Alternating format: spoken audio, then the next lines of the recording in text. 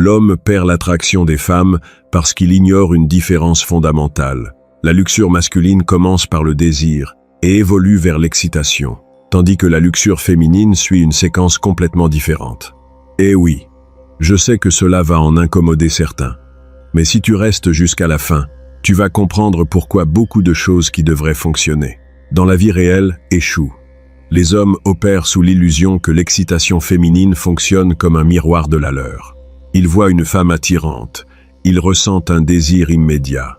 Ce désir se transforme en excitation physique, et à partir de là, ils cherchent le contact. C'est linéaire, c'est direct, c'est presque instantané. Et ils supposent que les femmes fonctionnent de la même manière. Que si tu les trouves attirantes, si tu leur montres un intérêt sexuel, si tu accélères vers l'intimité, elles répondront de la même façon. Mais ils sont en train de résoudre l'équation dans le mauvais ordre. Et quand tu résous une équation dans le mauvais ordre, peu importe les efforts que tu y mets, le résultat sera toujours incorrect. Pas parce que tu es incapable, mais parce que l'ordre commande. Avant de continuer, je dois te dire quelque chose, directement. Ce que je révèle ici n'est que la surface d'un système complet que j'ai développé, appelé le code de l'obsession. Si ce que tu cherches est de comprendre non seulement la psychologie, mais l'implémentation exacte de comment générer de l'attraction sans erreur de séquence, sans griller des opportunités, tu as besoin de voir ça. Le lien est dans la description ou dans le premier commentaire épinglé. Maintenant, si tu veux comprendre d'abord pourquoi tout ce qui précède a échoué, reste là. Parce que ce qui vient explique le pourquoi que presque personne ne te dit. La croyance dominante sur le marché de la séduction est celle-ci. Si tu génères suffisamment de valeur, si tu démontres du statut, si tu as le physique correct, si tu dis les mots corrects, les femmes ressentiront de l'attraction. Et ce n'est pas complètement faux. Le problème est que c'est incomplet d'une manière dangereuse. Parce que tous ces éléments peuvent être présents, et pourtant l'excitation ne se produit pas. Et quand cela arrive, beaucoup d'hommes concluent. J'ai besoin de plus de valeur, plus de muscles, plus d'argent, plus de technique. Mais ce n'est pas un problème de quantité, c'est un problème de séquence. Et c'est cette partie qui, lorsque tu la comprends, change la lecture complète du jeu. Laisse-moi te montrer où la logique commune se brise. Si ce qui importait était seulement la valeur, les hommes les plus prospères, les plus attirants, avec le plus de ressources, ne seraient jamais rejetés. Mais ils le sont, constamment.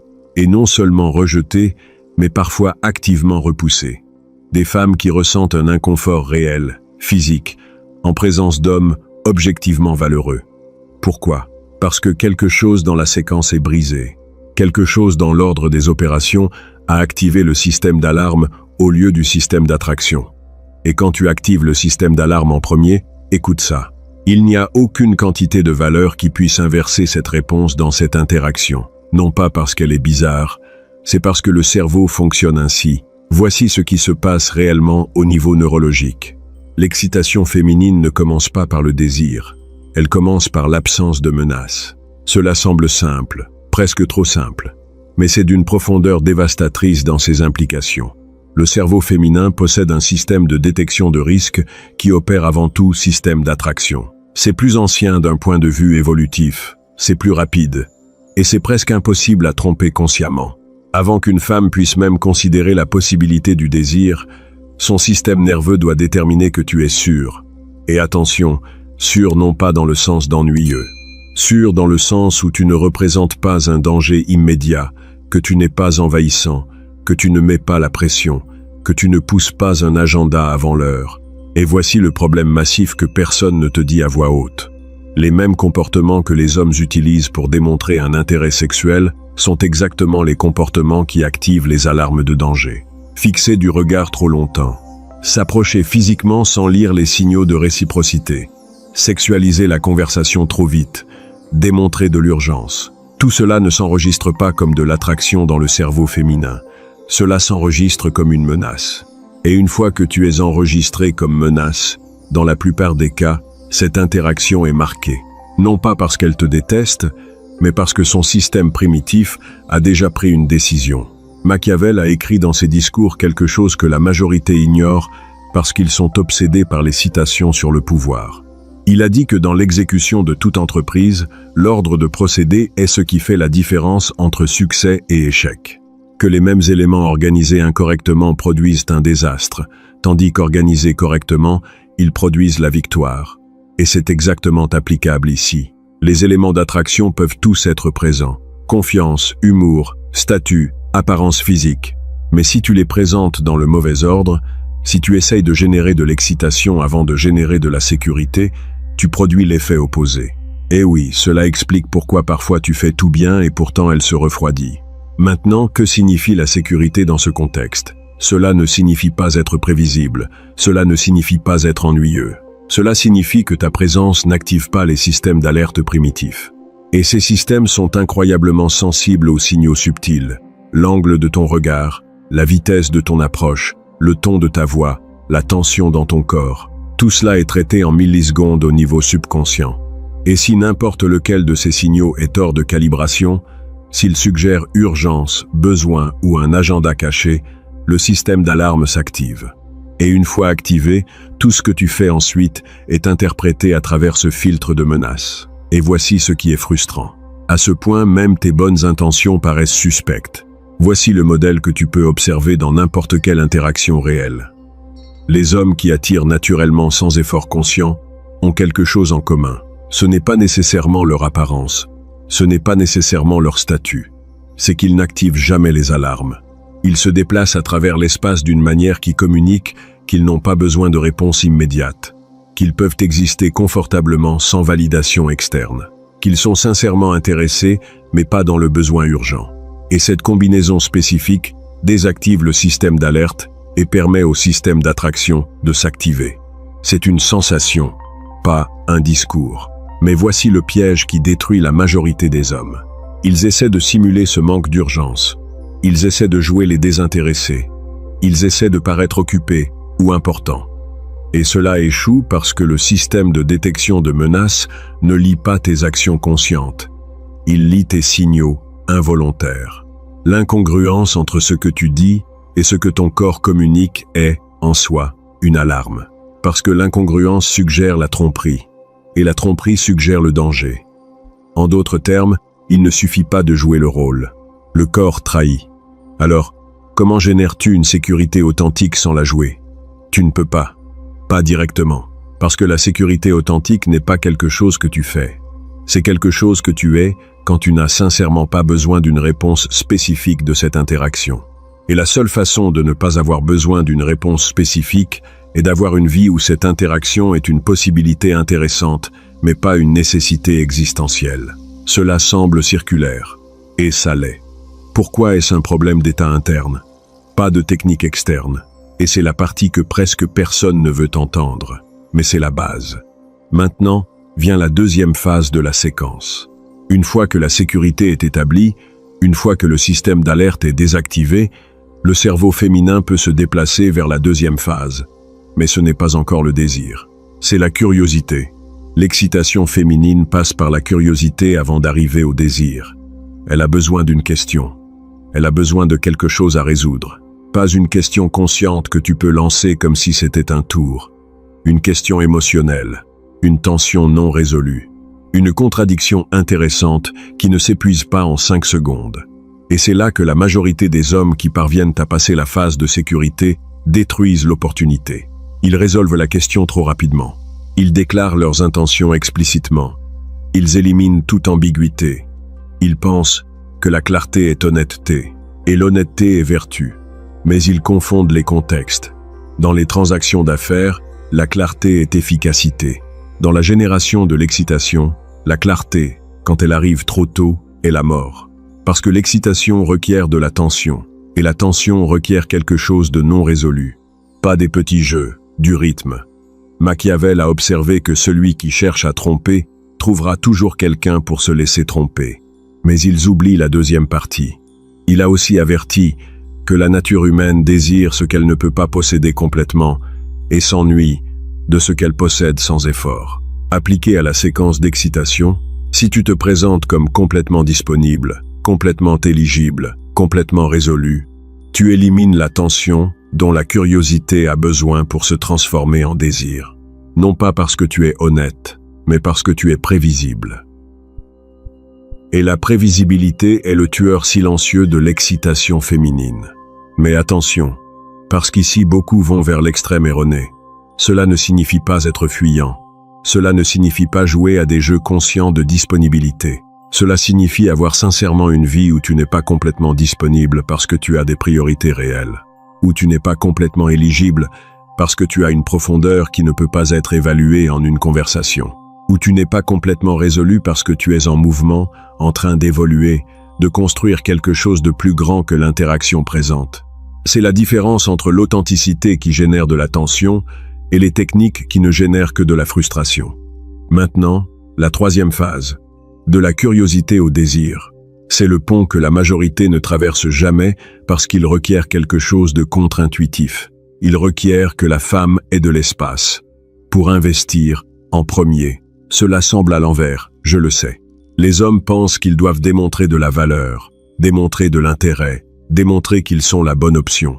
Mais la démonstration unilatérale ne génère pas de désir. Elle génère de l'évaluation.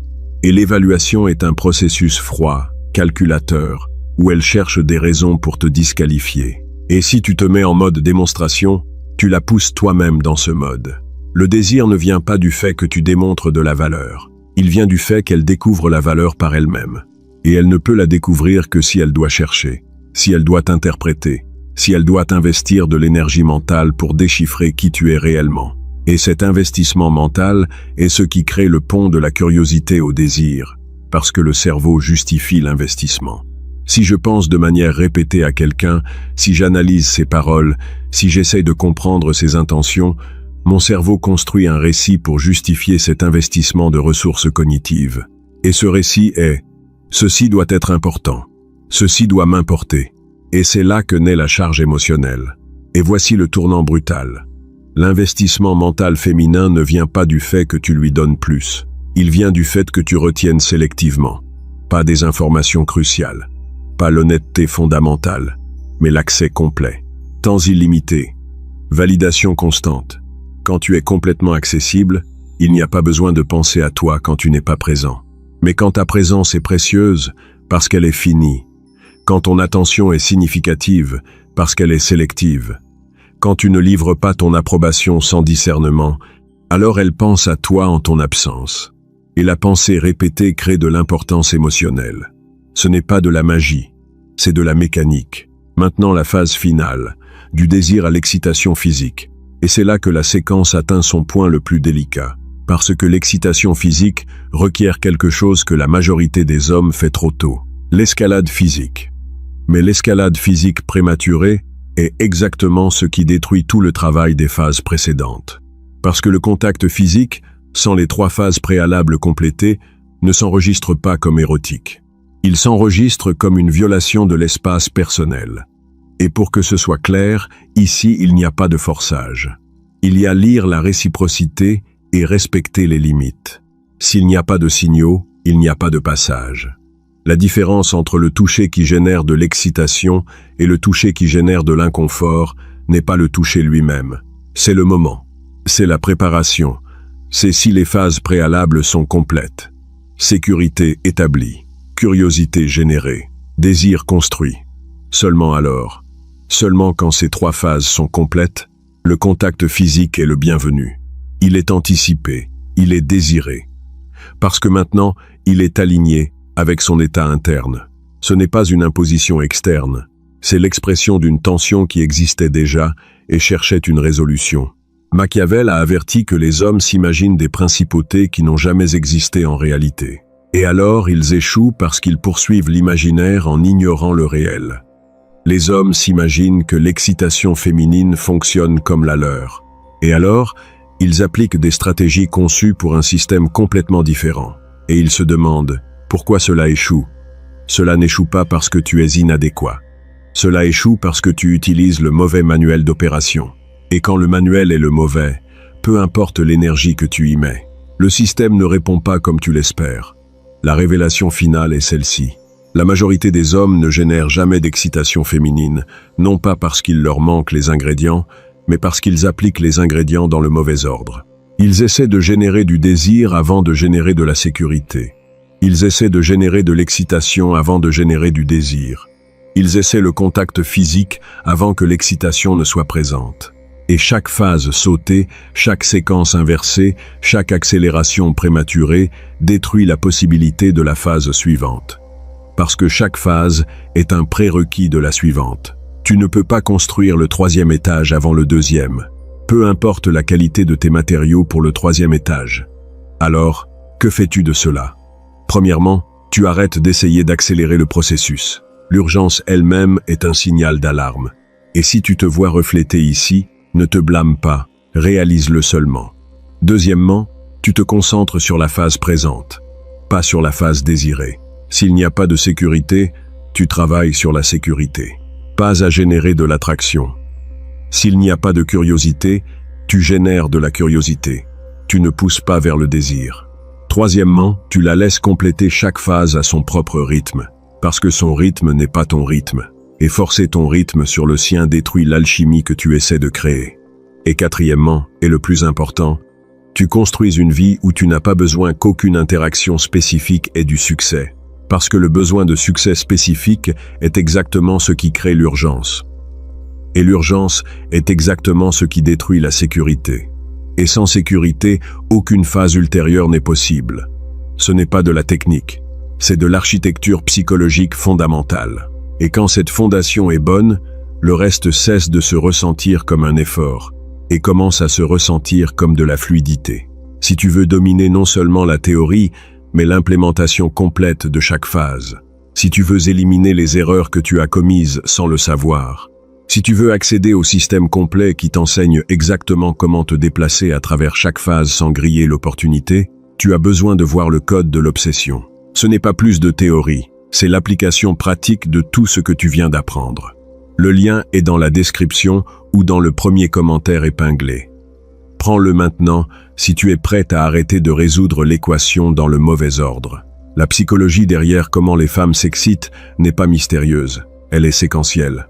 Et une fois que tu comprends la séquence, une fois que tu respectes l'ordre, tout le reste devient inévitable. C'était le raccourci de la sagesse. Je t'envoie une accolade. Et sois vigilant. On se voit dans la prochaine vidéo.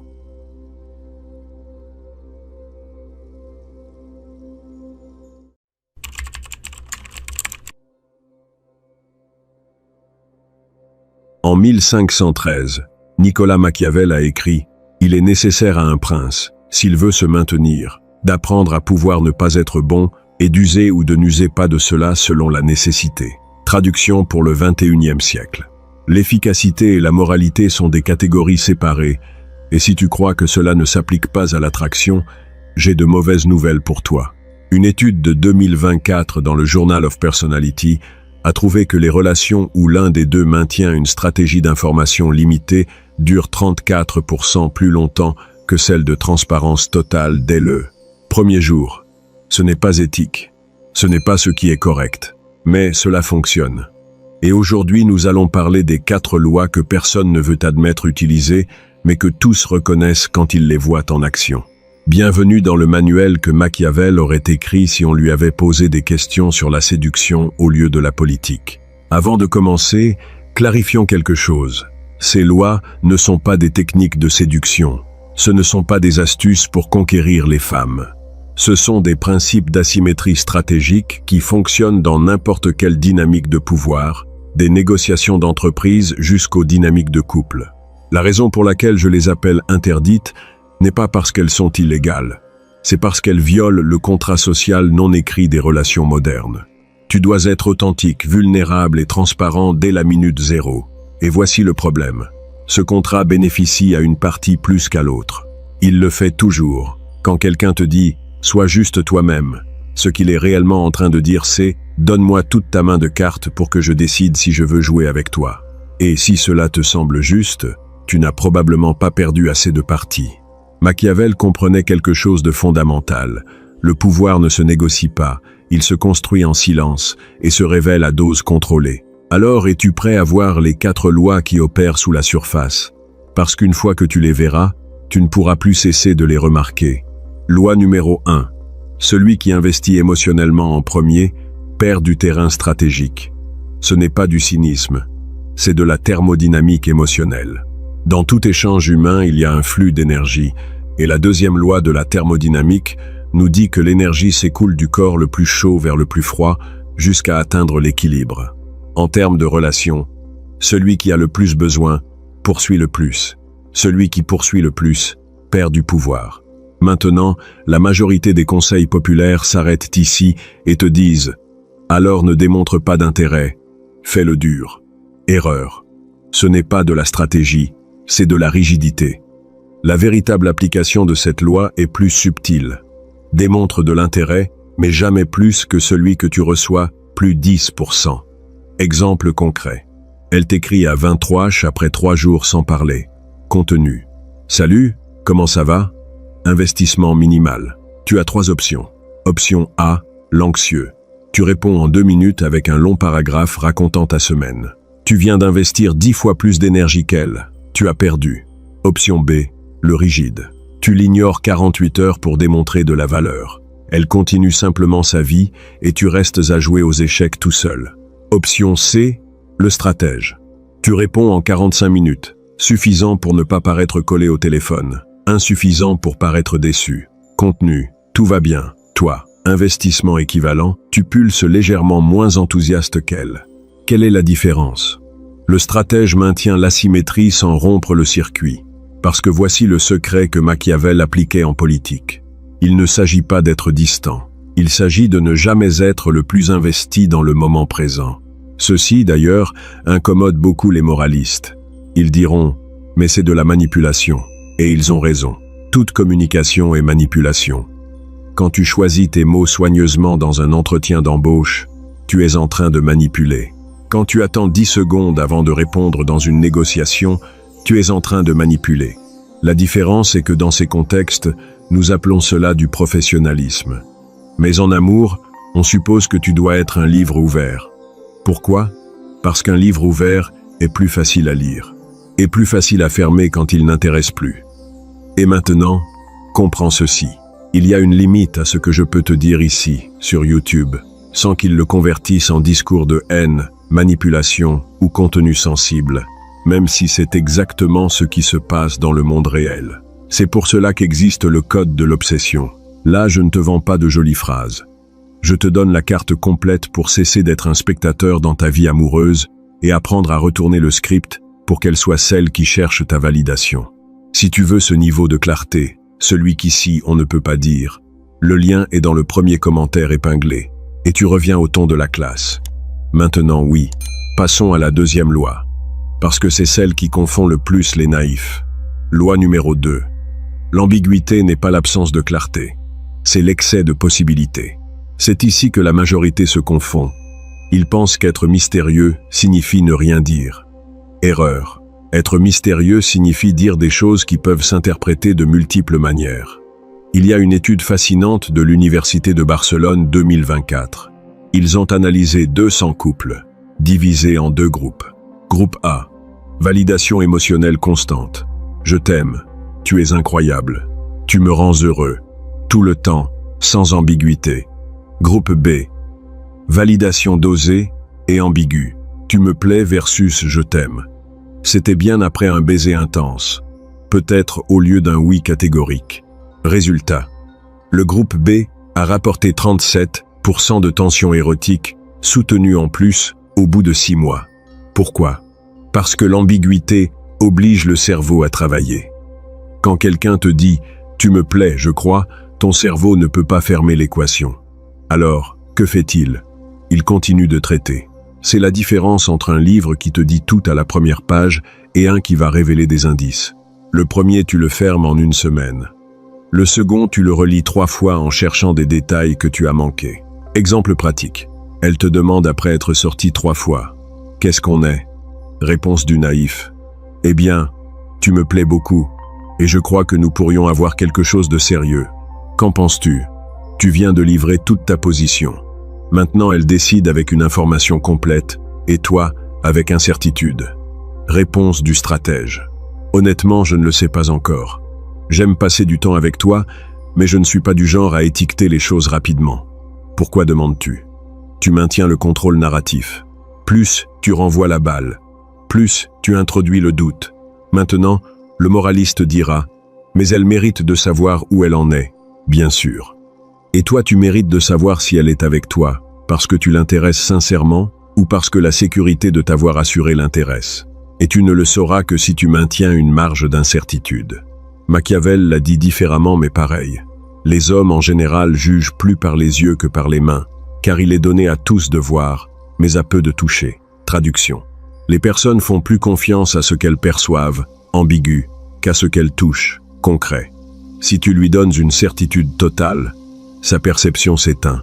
Si tu lui donnes une ambiguïté contrôlée, sa perception travaille des heures supplémentaires en complétant les vides, généralement en ta faveur. Loi numéro 3. La validation irrégulière crée une dépendance émotionnelle sans générer de ressentiment. Attention ici parce qu'il est facile de confondre cela avec le conseil typique de « ignore-la et elle reviendra ». Non, c'est une stratégie de gorille, pas de stratège. La validation irrégulière n'est pas l'absence de validation. C'est un schéma imprévisible d'approbation. Une étude de Stanford de janvier 2025 sur la neuroscience émotionnelle a montré quelque chose de crucial. Quand le cerveau ne peut pas prédire quand arrivera la récompense, dans ce cas, l'approbation émotionnelle, il active simultanément le cortex préfrontal, analyse, et l'amygdale, émotion. Résultat, état d'alerte érotique. Le cerveau interprète cette combinaison comme « ceci importe beaucoup ». Non pas parce que c'est objectivement important, mais parce qu'il ne peut pas prédire le résultat. Alors comment cela s'applique-t-il? Imagine que tu sors avec quelqu'un. Après la première rencontre, validation prévisible. Tu lui écris le lendemain « J'ai passé un moment incroyable. Tu es génial. Je veux te voir bientôt. » Elle sait que tu es intéressé. Circuit fermé. Validation irrégulière. Tu lui écris 2 jours après « C'était bien. J'ai une semaine lourde. Mais préviens-moi si tu as un moment libre. Que vient-il de se passer? Tu n'as pas dit que c'était mauvais, mais tu n'as pas non plus dit que c'était extraordinaire. Elle reste en terre, inconnue. Son cerveau ne peut pas clore l'évaluation. Deuxième rencontre. Maintenant oui, tu valides plus. Ça c'était mieux que la dernière fois. Implication. La dernière fois c'était moyen. Celle-ci était bien. Troisième rencontre. Tu valides fort. Ok. J'admets que tu commences à me plaire. Vois-tu le schéma? Ce n'est pas linéaire, c'est irrégulier vers le haut. Tu n'es pas en train d'ignorer. Tu doses l'approbation de manière imprévisible, mais avec une tendance positive. Cela génère quelque chose que les psychologues appellent renforcement intermittent, mais avec une nuance cruciale. Ce n'est pas aléatoire, c'est stratégique. La différence entre ceci et la manipulation toxique est l'intention finale. Si ton objectif est de créer une dépendance pour exploiter, tu es un sociopathe. Si ton objectif est de maintenir une tension érotique pendant que tu évalues la compatibilité réelle, tu es intelligent. Et ici le point inconfortable que personne ne veut admettre. Elle fait probablement la même chose avec toi, seulement avec un meilleur emballage social. Quand elle te dit « Je ne sais pas si je suis prête pour quelque chose de sérieux, mais continue de sortir avec toi ». Qu'est-ce que c'est? Validation irrégulière. Quand elle annule des plans, mais ensuite te cherche tard dans la nuit. Qu'est-ce que c'est? Validation irrégulière. La seule différence est que quand une femme le fait, nous appelons cela être confus. Quand un homme le fait, nous l'appelons un joueur. Machiavel dirait « Arrête de juger le coup et commence à le comprendre ». Loi numéro 4.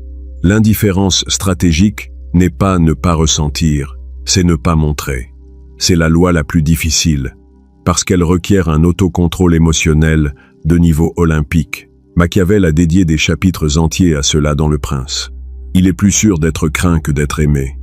Mais la phrase complète que personne ne cite est « quand on doit choisir entre les deux ». Traduit en relation, il est plus sûr qu'elle perçoive que tu peux vivre sans elle que de lui montrer que tu ne le peux pas. Maintenant, cela ne signifie pas être froid ou cruel. Cela signifie contrôler le thermostat de ton besoin visible. Exemple, cela fait 1 mois que vous sortez ensemble. Elle te dit qu'elle a besoin d'un temps pour réfléchir. Test classique d'investissement émotionnel. Réaction de l'anxieux. Pourquoi? J'ai fait quelque chose de mal? On peut en parler. Donne-moi une chance. Tu viens de livrer tout ton pouvoir de négociation. Réaction du rigide. Ok, ne me cherche plus. Tu coupes le circuit. Cela peut fonctionner comme vengeance, mais pas comme stratégie. Réaction du stratège. Bien sûr, prends ton temps. Préviens-moi quand tu seras prête. Message implicite. Ta décision ne définit pas ma stabilité émotionnelle. Que se passe-t-il dans sa tête? Elle attendait de la résistance, de la négociation, du drame, et elle a reçu une acceptation tranquille. Maintenant, son cerveau a un problème. Il ne peut pas catégoriser ton niveau d'intérêt.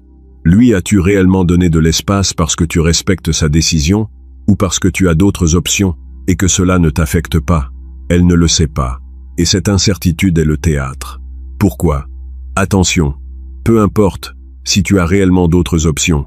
Ce qui importe, c'est qu'elle ne puisse pas être sûre que tu n'en as pas. C'est du contrôle narratif pur. Tu ne mens pas, tu ne feins pas. Simplement, tu laisses qu'elle complète les vides avec ses propres projections. Et ici, la vérité inconfortable. Pendant qu'elle réfléchit, tu continues ta vie. Salle de sport, projet, amis. Non comme vengeance, mais parce que tu as sincèrement une vie qui ne dépend pas de son approbation. Et que se passe-t-il dans 70%? Pardon, dans la majorité des cas, parce que je ne vais pas inventer de statistiques, elle revient. Non pas parce que le truc a fonctionné, mais parce que son cerveau a interprété ton indifférence comme une preuve de haute valeur. C'est la même raison pour laquelle un travail qui te rejette, mais ensuite te recontacte, semble plus précieux qu'un qui t'a accepté immédiatement. Le cerveau humain valorise plus ce qu'il perçoit comme rare. Maintenant, le dilemme éthique. Est-ce de la manipulation? Oui. Est-ce différent de ce qu'elle fait quand elle ne sait pas ce qu'elle veut, mais te maintient dans son radar? Non. La différence est que nous sommes disposés à l'admettre. Machiavel a terminé Le Prince avec un avertissement dont personne ne se souvient. Car le vulgaire se laisse toujours prendre par les apparences et par le résultat des choses. Traduction. Les gens ne se soucient pas de comment tu l'as fait. Ils se soucient seulement si cela a fonctionné. Ces 4 lois sont efficaces. Elles ne sont pas morales. Elles ne sont pas correctes. Mais elles fonctionnent parce qu'elles exploitent des asymétries cognitives réelles du cerveau humain. Maintenant, devrais-tu les utiliser? Ce n'est pas ma question. Ma question est, es-tu prêt à reconnaître quand quelqu'un les utilise avec toi? Parce que je peux te garantir quelque chose. En ce moment, quelqu'un les applique. Peut-être ton patron au bureau. Peut-être cette personne qui ne sait pas ce qu'elle veut, mais continue de répondre à tes messages à minuit. Peut-être toi-même, sans t'en rendre compte. La seule différence entre un stratège et un naïf est que le stratège sait ce qu'il est en train de voir. Et le naïf croit que le monde fonctionne selon les règles qu'on lui a dites à l'école. Alors non, je ne vais pas terminer cela en te disant « utilise ces lois avec responsabilité ». Parce que si tu es arrivé jusqu'ici, tu sais déjà que la responsabilité n'a rien à voir avec le pouvoir, seulement avec comment tu décides de l'utiliser. Et ça, mon ami, c'est une décision que Machiavel t'a laissée entre les mains il y a 500 ans. Et si cette vidéo t'a fait voir des choses qu'avant tu ne pouvais pas nommer, imagine ce qui se passe quand je te montre ce que je ne peux pas dire ici sans qu'il le coupe, le démonétise ou l'enterre. Parce qu'il y a des mouvements, des phrases exactes et des séquences qui sur YouTube ne peuvent simplement pas s'expliquer avec une clarté totale, mais ce sont celles qui changent le jeu dans la vie réelle. C'est ça le code de l'obsession. Tu vas cesser d'être un spectateur dans ta vie amoureuse. Et tu vas apprendre à retourner le script pour qu'elle soit celle qui cherche ta validation, sans supplier, sans poursuivre, sans te perdre toi-même dans le processus. Si tu veux le reste de la carte, le lien est dans le premier commentaire épinglé. On se voit dans la prochaine. C'était le maître de la sagesse.